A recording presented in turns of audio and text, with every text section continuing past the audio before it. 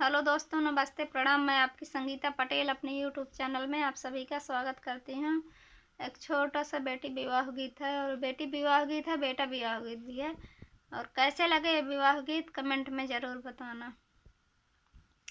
यार लिखे लिखे चिट्ठी यार भेजा थी वह बानी, यार भेजा थी वह बानी, यार दीन दुलेरुआ के हाथ रानी के सोहागवा, यार दीन दुलेरुआ के हाथ रानी के सोहागवा, यार लिखे लिखे चिट्ठिया यार भेजा थी वह बानी, यार भेजा थी वह बानी, यार दीन दुलेरुआ के हाथ रानी के सोहागवा, यार दीन दुलेरुआ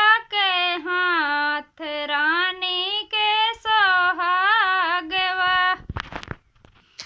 और तुम्हारे माता के सोने के कंगनवा, यार सोने के कंगनवा, यार हमारे पहिरे का दाई द्याओ रानी के सोहागवा, यार हमारे पहिरे का दाई द्याओ रानी के सोहागवा।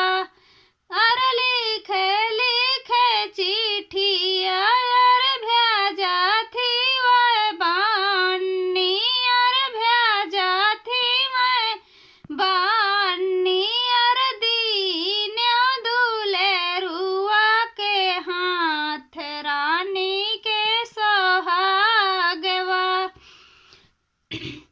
और तो मैं से प्यारी धाना छाटी रे बहिनिया, यार छाटी रे बहिनिया, यार पहिरे ससुर घर जाए रानी के सोहागवा, यार पहिरे ससुर घर जाए रानी के सोहागवा।